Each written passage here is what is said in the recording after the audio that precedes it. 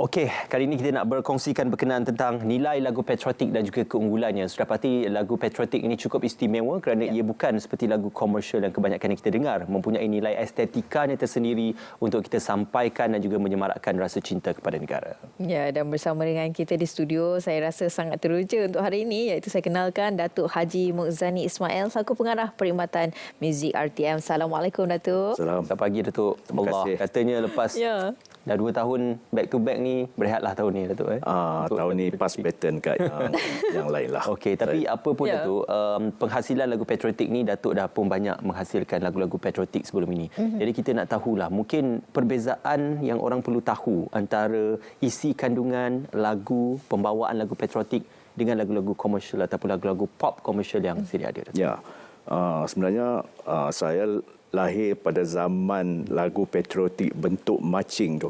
Masa zaman Saiful Bahari, Jamaluddin Alias, zaman Basir Jaya Tilaka, Nazri Ahmad, Datuk Johari Saleh Alfonso, mereka inilah antara Datuk Ibrahim Bachik yang mengeluarkan karya-karya lagu patriotik dalam bentuk marching masa zaman sebelum Malaysia merdeka lagi. Masa zaman Melaya tu sebelum tahun 50-an tu sudah banyak lagu patriotik. Ahmad Sibi dengan lagu 31 Ogosnya. Dan saya lahir, saya sudah ada zaman itu dan mendengar pada ceron-ceron radio lah. Dan apabila dapat peluang masuk ke RTM, saya antara individu saya rasa yang banyak melibatkan diri dalam lagu-lagu patriotik ini, dan apatah lagi dilantik sebagai pengurusi lagu tema lagu Merdeka sejak daripada tahun 1999. Masya-Allah. So, kalau kita lihat perkembangan lagu patriotik dulu dan kini, banyak perbezaannya. Sebenarnya lagu patriotik itu dia berkembang mengikut arus zaman, perkembangan semasa. Kalau dulu marching, sebab dia semangat berkawat lagu Saiful Bahari, Prajurit Tanah Air Malaysia Berjaya, dinyanyikan oleh Jamaluddin Alias. Masa itu lagu-lagu bentuk marching. Dan kalau ada pun bentuk langgam, pop langgam dan sebagainya. Tetapi apabila zaman berkembang, kalau kita lihat, kalau ambil contoh Jacqueline Victor, lagu Gemilang, lagu Faizal Tahir, Gemuruh, semua itu kita masukkan dalam lagu-lagu patriotik. Jadi kita boleh lihat perbezaan. Zaman sekarang ini, perbezaannya hanya kepada lirik semata-mata. Jadi kalau kita lihat, kalau dulu kalau keluar marching itu kita ini patriotik. Tapi kita kena akur pada perkembangan semasa. Sebabnya bila zaman berubah, anak-anak muda khususnya, dia susah nak diterapkan dengan lagu-lagu yang agak terkebelakang daripada segi tempo ataupun genre dan sebagainya. Jadi kita keluarkan, kalau kita lihat sekarang ni, dalam bentuk baru, tetapi nilai estetika yang kita letakkan di situ dari segi kupahan, daripada segi penyampaian, daripada segi liriknya tu masih kita kekalkan supaya ia dapat menembusi bukan saja di kalangan orang-orang tertentu, tetapi semua kaum di Malaysia. Kalau kita lihat tahun 2000, masa kita pandemik hari itu, saya cubalah juga menukar arus meletakkan satu bentuk simfoni dalam penciptaan. Sebab saya melihatkan lagu-lagu daripada seberang, daripada lagu Indonesia yang menggunakan orkestra simfoni. Jadi saya cuba membuat kelainan pada tahun 2020. Masa itu semua orang berada di rumah. Baik ahli muzik di rumah, penyanyi di rumah. Jadi saya ambil kesempatan tu untuk memperkenalkan sesuatu yang baru. Itu yang saya keluar lagu Malaysia Prihatin tu, yang kita gunakan Ernie Zakri. Kalau kita lihat, masaklah juga kena oleh netizen yang agaknya dah biasa dengan lagu-lagu yang simple, yang senang, yang mudah, yang catchy. Jadi bila saya cuba untuk meletakkan satu tahap yang tinggi dalam penciptaan lagu patriotik, saya harus berdepan dengan ada banyak yang positif. Dan of course lah, terutamanya cikgu-cikgu agaknya dia nak mengajar tu, dia akan rasa macam mana nak mengajar ni kalau dah dia sendiri pun tak dapat nak dapatkan melodi kan. Okeylah, lepas tu tahun berikutnya saya mudahkan sikit. Menang bersama dendangan Faizal Tahir. Dan daripada selepas itu, kalau tahun ini kita lihat Raja Syam dan juga Zaira kembali dengan satu lagu yang bersifat terkini lah, contemporary, lagu Teguh Keluarga Malaysia, Teguh Bersama dan easy listening. Dan saya rasa sesuai lah untuk terutamanya anak-anak muda.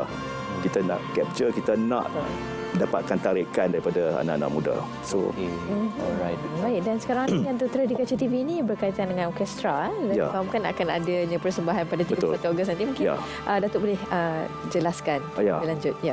Buat kali pertamanya dalam sejarah saya dan sejarah di Malaysia, inisiatif daripada yang bahagia Datuk Seri KSU, Datuk Seri Mohamed Mentek, dia kata tahun ni apa kata kita meletakkan orkestra RTM membuat persembahan di Padang, live performance. Jadi saya rasa ini satu cabaran. Saya dah bersara tapi masuk balik untuk kontrak 2 tahun. Kena diberi tanggungjawab ni. Jadi saya rasa okey. Saya semalam pun saya berjumpa dengan Datuk KSU, cakap saya tidak akan menghampakanlah. Sebab Merdeka tahun ini 65, diletakkan orkestra 65 orang. Choir 65. Jadi rakyat Malaysia dapatlah menonton pada 31 Ogos nanti seawal pagi orkestra RTM 65 piece membuat persembahan lagu-lagu patriotik. Itu boleh dikatakan antara persembahan orkestra terbuka yang boleh dikatakan dalam skala besar. Itu paling besar lah. Sebab nak dapatkan angka 65 tu sukar sebenarnya untuk mendapatkan ahli muzik terbaik. Tapi saya mendapat kerjasama daripada Malaysia Philharmonic Orchestra dan juga daripada Istana Budaya Orkestra Simfoni Kebangsaan, dan saya akan memimpin bersama-sama dengan Encik Yuri sebagai second conductor. Sebab terlalu panjang, jadi saya pun dah orang kata harus meletakkan anak-anak muda bergandingan dengan saya. Itu yang sepatutnya. So Datuk, kita juga nak tahu sebenarnya ramai yang bertanya apa bezanya penggunaan muzik yang bercorak simfoni ini, penghasilan muzik bercorak simfoni menggunakan orkestra dan juga penghasilan muzik yang dihasilkan menggunakan automation di dalam studio yang mana boleh dilakukan dengan mudah di rumah saja. Kerana kita pernah melihat Sukan C juga pernah menggunakan satu muzik yang berunsurkan orkestra dinyanyikan oleh Dayan Faiza. Jadi ada beberapa perkara yang mungkin menjadi perdebatan ataupun pertanyaan netizen. Apa perbezaannya apabila dihasilkan secara simfoni dan juga dihasilkan secara untuk easy listening dan dalam studio tersebut? Kalau kita lihat orkestra tu beratus-ratus tahun dah kewujudannya. So bila kita meletakkan orkestra, sebenarnya ia memerlukan kepakaran yang lebih kerana sukar. Kerana dia memerlukan satu komitmen yang tinggi daripada penggubahannya. Sebab meletakkan orkestra besar kadang-kadang tidak berbaloi dengan gubahan yang ringan, yang tak selesai. Jadi apabila kita menyebut simfoni dalam satu karya, ia sebenarnya kalau kita lihat taraf yang amat tinggi.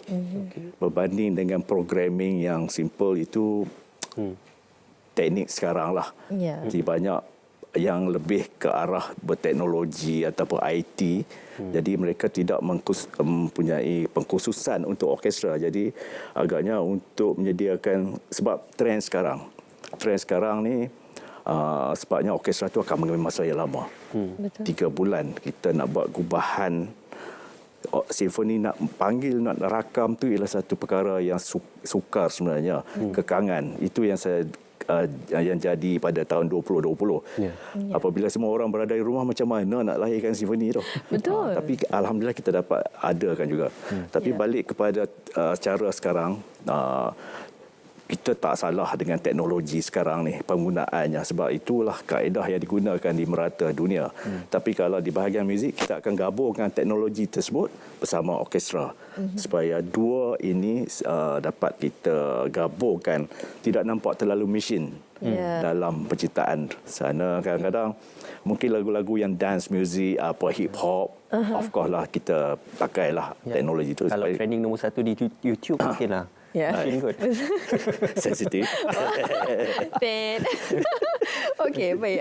Datuk, bila kita bercakap tentang lagu-lagu patriotik, baik-baik liriknya kan, kalau nak dibandingkan untuk lagu-lagu dahulu dan juga kini sekarang ni, apa yang penting adalah baik-baik liriknya.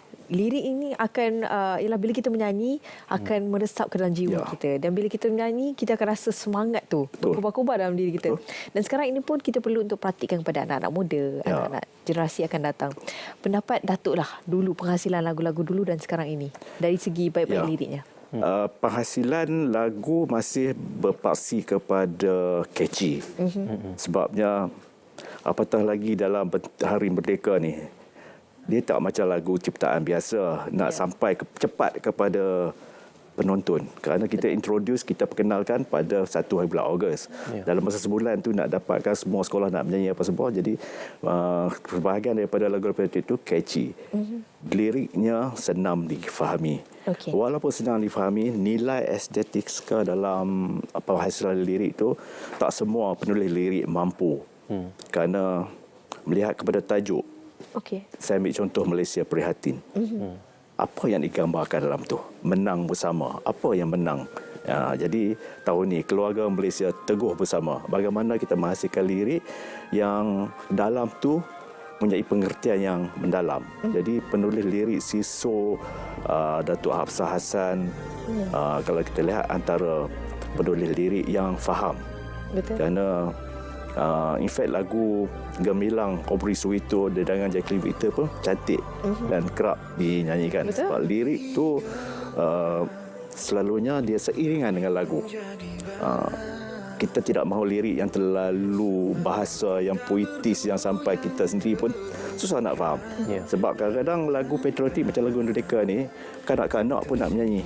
Cikgu nak ajar pada sekolah dan universiti, IPT, IPTS semua nak nyanyi. Jadi kita memerlukan satu, orang kata apa, melodi dan lirik yang catchy, mudah, senang dihayati dan senang meresap di dalam jiwa kita. Okey. Yang berbagi Datuk, pemilihan penyanyi juga penting. Kalau dulu kita lihat Datuk banyak menghasilkan lagu-lagu patriotik dahulu, kita selalu tidak mengenali siapakah penyanyi. Siapa penyanyi itu mungkin dalam kalangan penyanyi di orkestra itu sendiri dan sebagainya, ataupun kumpulan combo itu sendiri. Cuma kali ini trendnya berbeza. Penyanyi dipilih adalah penyanyi yang popular dan juga penyanyi yang relevan dalam yang nyanyi tepat lah. Penyanyi yang boleh menyanyilah.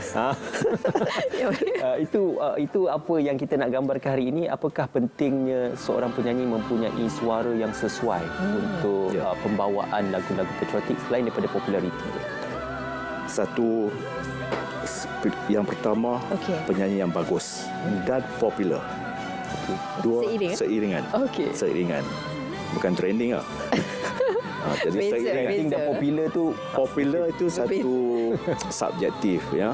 Jadi tak mestinya popular tu bagus. Jadi kita cari yang terbaik. Itu sebabnya kalau kita lihat kenapa penyanyi itu juga. Bagi saya, satu, lagu patriotik ni perlu sampai kepada anak-anak muda. Dan siapa yang cepat untuk menyebarkan? Tentulah artis.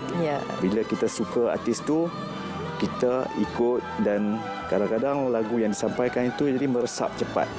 Jadi sebab tu kalau kita lihat pemilihan artis tu sangat penting dalam menyebarkan lagu patriotik itu. Sebabnya popularitinya itu membantu kepada popularnya lagu Merdeka. Kalau kita lihat tahun 2020 saya gunakan Ernie Zakri, dan untuk pop version saya gunakan Arwah Siti Sarah, Aina Abdul, nama besar tu, Syamil dan Alif Satah. Dan lepas tu Datuk Seri KSU nak Faizal Tahir. Dia kata, Muzani buat lagu bagi Faizal Tahir.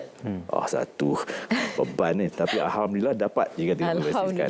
Kemudian tahun ini kita dapatkan Kusham, Amni Raja Syam dan juga Zaira, dan menggunakan Alif Sata dan The Low Cost, dan saya rasa itu satu percaturan yang sangat positif dan cepat saja lagu tu sampai. Jadi berbeza dengan dulu. Jadi kita rasakan kesesuaian tu penyanyi tertentu yang boleh, tapi kadang-kadang populariti ini membantu sebenarnya. Jadi agaknya kita tak nak lagu patriotik itu hanya jadi bermusim. Betul. Sebenarnya dia bukan macam lagu hari raya. Kalau lagu hari raya kita tak pasanglah bulan 12. Dia ada musim dia. Tapi patriotik ni adalah sepanjang tahun, sepanjang masa. Setiap hari kita perlu ada semangat tu. Jadi sebab tu Merdeka ini bukan saja bulan Ogos, sebenarnya sepanjang tahun semangat tu tiada. Cumanya kita lihat tahun ni lah, bulan ni agak menonjol sikitlah sebab dengan sambutan kemerdekaan yang berlaku pada 31 Ogos. Ya. So, apa yang menjadikan lagu patriotik itu malah segar? Kalau Datuk katakan dimainkan sepanjang tahun. Contohnya kita lihat Bahtera Merdeka, Aisyah, warisan oleh Allahyarham Sudirman. Jadi apa yang memastikan pengekalan usia lagu itu akan dikenang sepanjang zaman? Satu, awalnya penghasilan melodi. Okey. Penghasilan melodi Malah Segar ni lain daripada penghasilan untuk ketika itu. Kata kadang-kadang komposer tu dia puas sendiri dia ya. Okay. Tapi setakat tu ya dia tak berlega. Kalau kita lihat lagu warisan Bahtera Merdeka. Bahtera Merdeka tu ciptaan tahun 70-an oleh Kasim Masdur. Dinyanyikan oleh Ahmad Jaiz. Lepas tu Datuk Aisyah. Dan juga banyaklah orang yang menggunakan lagu. Tapi kita lihat penghasilan lagu yang evergreen, Bunda Senyum Ria menerima Bahtera Merdeka. Putra Putri Sayang, Putra Putri Sayang sedang berjuang. Jadi liriknya itu dan melodi itu kita dapat merasakan tak akan jemu sampai bila-bila. Begitu juga dengan lagu Sudirman, Warisan. Malah 31 Ogos pun dipopularkan oleh Allahyarham Datuk Sudirman. Jadi ianya terus menjadi Malah Segar sebab ciptaan melodi yang simple, berkesan dan juga lirik yang tepat dan dinyanyikan oleh penyanyi-penyanyi yang top. Yang bila dianya sudah pergi kepada halayak, halayak dapat menghayati dan daripada satu generasi ke satu generasi ianya terus kekal lagu-lagu tersebut. Ya. Okey. Baik, dan kiranya cara pembawaan lagu tu pun penting. Oh ya, maksudnya, penting. Betul daripada jiwa penyanyi tu kan. Betul kan? Alamak. Kalau tak berjiwa. Ya. Jadi ia terus direct lah kepada para pendengar. Betul. Itu yang paling utama lah sebagai seorang penyanyi. Ya. Baik, dan berbalik kepada orkestra yang akan diadakan pada 31 Ogos ini. Datuk, pastinya latihan memerlukan masa yang agak lama untuk menghasilkan 65 piece orkestra ini. Bukan mudah untuk dikumpulkan. Saya berdepan dengan masalah cuaca. Okey. Sebab pentas tu terbuka. Jadi musim pula kita sekarang ni keadaan hujan pagi petang. Jadi saya mengharapkan kepada satu keajaiban berlakulah cuaca yang bagus. Kerana bila berlaku keadaan yang kurang masalah-masalah ini, dia akan membabitkan masalah kepada persembahan kita jugalah. Betul. Yang saya rasa insya-Allah semuanya akan menjadi yang terbaiklah. Sebab itu kali pertama kita letakkan, dan apabila kita buat kali pertama, kita mengharapkan kepada yang terbaiklah untuk dihidangkan kepada rakyat Malaysia daripada RTM. Ya. Datuk, di kesempatan ini bersempena sambutan Bulan Kebangsaan, mungkin ucapan ringkas kepada Datuk juga dan juga mewakili orkestra RTM untuk ia akan melakukan persembahan dan juga akan menyaksikan persembahan pada 31 Ogos. Ya. Okey, pada 31 Ogos awal jam 8 pagi saksikanlah persembahan orkestra 65 orang, persembahan choir 65 orang untuk menghasilkan satu produk ataupun satu persembahan kualiti yang terbaik untuk dihidangkan kepada rakyat Malaysia. Dan buat semua warga Malaysia, buat semua keluarga Malaysia daripada semua kaum, baik yang kecil maupun dewasa, semoga semangat patriotik ini dapat kita terapkan setiap hari, setiap ketika, dan selamat menyambut Hari Kebangsaan. Okey, terima kasih Datuk. InsyaAllah kita akan sama menyaksikan nanti. Kita nak